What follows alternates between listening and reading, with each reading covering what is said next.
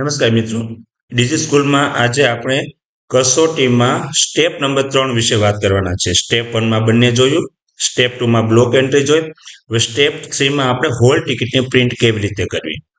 જો તમે ટાઈમ ટેબલની એન્ટ્રી કરેલી હશે તો જ તમે હોલ ટિકિટની પ્રિન્ટ કરી શકશો. હોલ ટિકિટની પ્રિન્ટ કરવા માટે ડબલ ક્લિક કરીએ. અહીંયા ઓલરેડી તારીખ આજની લખેલી જ હોય છે, છતાં પણ તમારે કોઈ તારીખ સિલેક્ટ કરવી હોય તો કરી શકો. સેમેસ્ટર 1 કે 2, સેમેસ્ટર 2 લઈએ. પરીક્ષા સિલેક્ટ કરી લઈએ અને ધોરણ સિલેક્ટ કરી લઈએ. હાલ અત્યારે હું ધોરણ 3 લઉં છું, 3A. પ્રિન્ટ ઉપર ક્લિક કરીશ એટલે આપણી સામે એક પ્રિન્ટ પ્રિવ્યુ ઓપન થશે.